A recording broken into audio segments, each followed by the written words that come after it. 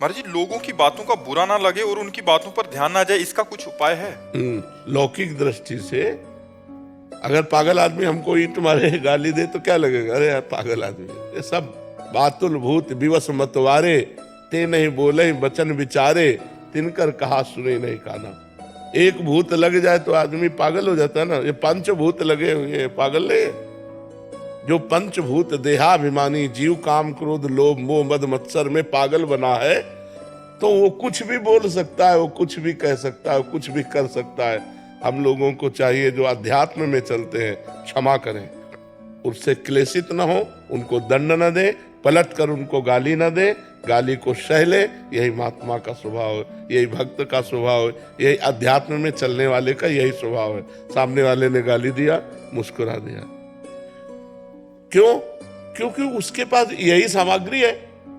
इत्र लगाया होगा तो खुशबू देगा, और अगर शरीर में बदबू है तो बदबू देगा। तो उसकी जबान गंदी है, वो जो गंदी जबान दे रहा, हम नहीं ले रहे, खत्म किया। अगर पागल आदमी बोले तो जलन होगी क्या? अगर कुछ बोलना भी चाहोगे तो अपना ही मन कहेगा, यार पागल आदमी वैसे ही बेचारा मर रहा है, उसको क्या बोलोगे, वो पागल है।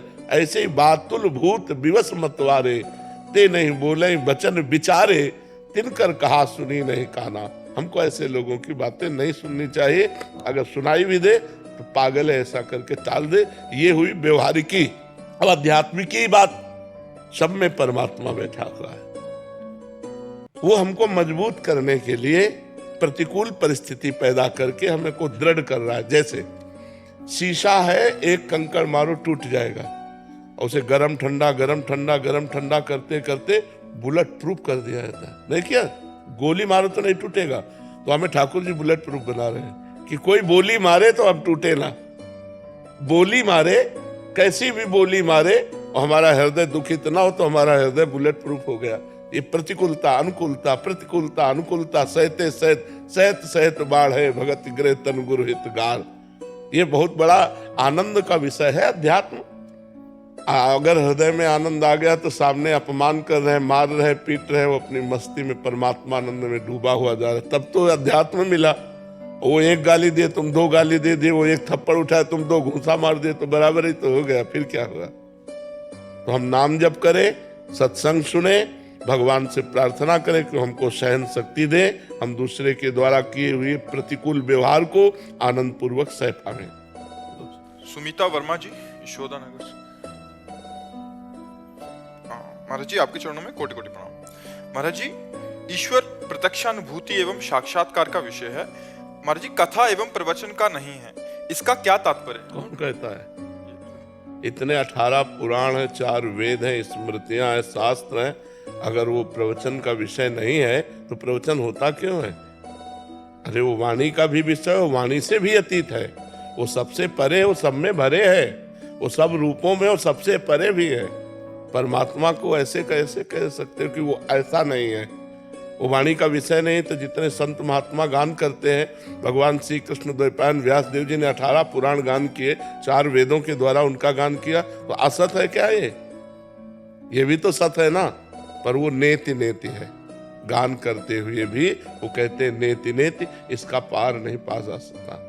असित गिरि समम स्यात् कज्जलम सिंधु पात्रे, सुरतर वरुशाखा लेखनी पत्र मूर्वी, लिखत यदि ग्रहीत्वा शारदा सर्वकालम, तदपि तो गुणानाम मीश-पारम न याति। हे ईश्वर, हे परमात्मा, हे भगवान स्वयं सरस्वती जी समस्त वृक्षों को लेखनी बना ले, समुद्र को स्याही बना ले, और पर्वतों सहित पृथ्वी को कागज बना ले, और निरंतर लिखे, तो भी आपकी महिमा का पार नहीं पा सकते। जो गाई जा रही है वो उन्हीं की महिमा है। इसी गायन और श्रवण से तो आप आए हो, इसी गायन और श्रवण से तो आपका कल्याण हो रहा है कि नहीं हो रहा? ये छोड़िए, ये छोड़िए, ऐसे चलिए, ऐसा भजन कीजिए। तो असत होता तो तुम्हारा परिवर्तन कैसे होता? असत होता तो हम लोगों का मंगल कैसे हो जाता? असत होता तो आप दर्शन करने किसके आए हो? अगर वो वाणी का विषय नहीं है तो वाणी से जितने महात्माओं ने गान किया सब झूठा है क्या? क्यों? बोलो ना। वही वो है, मत्ता परतरम नान्यत किंचिदस्ति धनंजय। बस आंखें ठीक करनी है, वही वो है, सब सब रूपों में वही है, सब में उसी का नूर समाया, कौन है अपना कौन पराया, तो सबको कर प्रणाम, वही है वही है। वासुदेवा सर्वमित समात्मा सुदुर्लभा, वो दृष्टि का विषय ना होते हुए भी वो दृष्टि का विषय है, वो वाणी का विषय ना होते हुए भी वो वाणी का विषय है। राम अतर्क बुद्धि मन वाणी, मन बुद्धि से परे होने पर भी वो मन बुद्धि में अनुभव में आता है। यही तो समझना, याद हास्य रघुनाथ कर, बेग न जाने कोई, जो जाने रघुपति कृपा, तो सपने मोह न हो। समझ पा रहे हो आप? थोड़ा सा कम समझ पा। क्या समझना चाहते हो, बोलो। तुम कौन हो, उत्तर दो। जब अपने को नहीं जानते तो क्या समझ पाओगे उस परमात्मा तत्व को? भाई समझ के लिए कुछ पावर चाहिए। आप में क्या पावर है इस समझने का? जो कह रहे हो कम समझ पा रहे हैं, तो आप में पावर क्या है समझने का?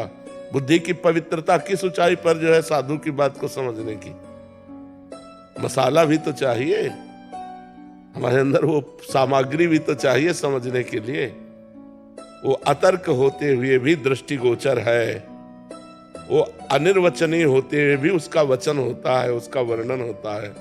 ये 18 पुराण, ये वेद, ये शास्त्र, ये महात्मा जो गान कर रहे हैं, ये उसी सत्य स्वरूप परमात्मा का ही गान कर रहे हैं, पर वो अनंत महिमाशाली है। जैसे समुद्र में आप डुबकी लगाओ तो आप था नहीं पा सकते, पर समुद्र में डुबकी लगाई जा सकती है, और समुद्र को नापा नहीं जा सकता कि हम इतने लीटर समुद्र है। तो एक प्रकृति की रची हुई रचना भगवान की, जल, उसको नहीं नापा जा सकता, तो जिसने इस प्रकृति को बनाया उस परमात्मा को कैसे नापा जा सकता है? ये छोटी सी वाणी के द्वारा उसको संपूर्ण वर्णन कैसे किया जा सकता है? पर संपूर्ण वर्णन होता है, अगर ना होता तो अनुभव ही नहीं होता शिष्य जनों को, क्योंकि गुरु वाणी से ही तो वर्णन करता है, तो शिष्यों को अनुभव हो जाता है कि नहीं हो जाता? ऐसे हो जाता है। जैसे देखो उस डाल के ऊपर चंद्रमा दिखाई दे रहा है, एक हाथ देखो ना डाल के ऊपर, तो हम देखते तो हमें चंद्रमा दिखाई दे देता है, लेकिन क्या डाल के एक हाथ ऊपर है क्या? हजारों लाखों करोड़ों हाथ ऊपर है, पर हमें दिखाई दे देता है ना। ऐसे ही हम परमात्मा का वर्णन करते हैं और वो हमारे अनुभव में आ जाता है।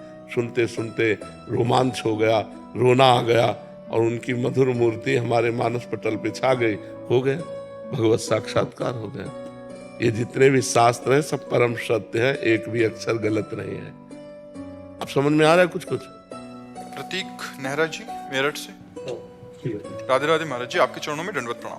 महाराज जी, जैसे कि आप बताते हैं कि मन के 2 विभाग होते हैं, अच्छा और बुरा, परंतु मुझ नीच से संतों का मानसिक अपराध बनता है और तत्काल मन संतों के चरणों का भी स्मरण करता है। गुरुदेव, बहुत विचलित हो जाता हूँ, डर लगता है कहीं मानसिक अपराध क्रिया में ना बदल जाए। महाराज जी, ऐसे में क्या करना? ये बात है, तो हम क्या संतों के प्रति अपराध करते हैं? महाराज जी भौतिक दृष्टि लगाते हैं।